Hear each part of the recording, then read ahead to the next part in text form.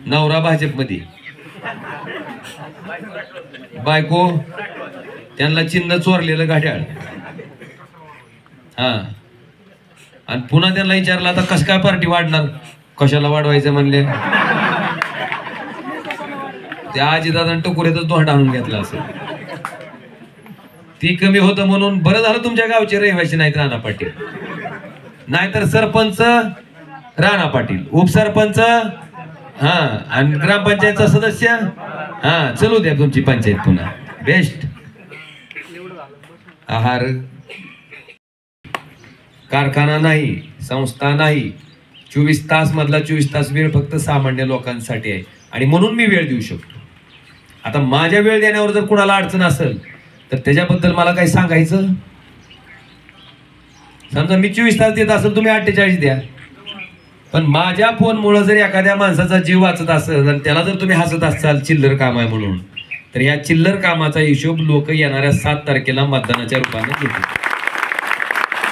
म्हणून द्या, मला काय म्हणायचं ते म्हणू द्या, पण तिथं दानच लागते म्हणावं. हा, मी बघतो एक खासदार एखादं काम जर घेऊन गेला ना, तुम्ही पहिल्यांदा विचारते राज्याचा आहे का केंद्राचा आहे, ग्रामपंचायतचा आहे का पंचायत समितीचा आहे. ओमराजेने विचारलं, पक्ष विचारला, कधी मतदान टाकलं का म्हणून विचारलं, जात विचारली, धर्म विचारला, मला गाव प्लस आहे का म्हणून विचारलं का. मला जेवढी भेटायला आली त्याला एकाला मी कधी विचारलं नाही. का, मी निवडणूक लढूस तर फक्त एका पक्षाचा होतो. एकदा मी निवडून आलो की मी खासदार कुणाचा आहे, आणि मी असं समजूनच काम केलं.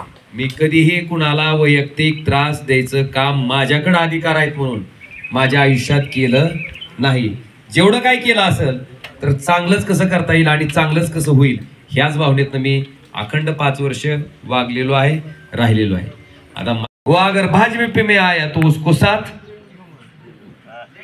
70,000 कोटीच्या घोटाळ्याचा आरोप पवार त्या ठिकाणी अजित पवार साहेबांवर सन्माननीय मोदी साहेबांनी केला, आणि तेच अजित पवार 6 दिवस बी मध्ये गेले नाहीत आणि त्यांच्याच आमदाराच्या पाठिंबावर त्यांच्याच मंत्रिमंडळात कोण झाले,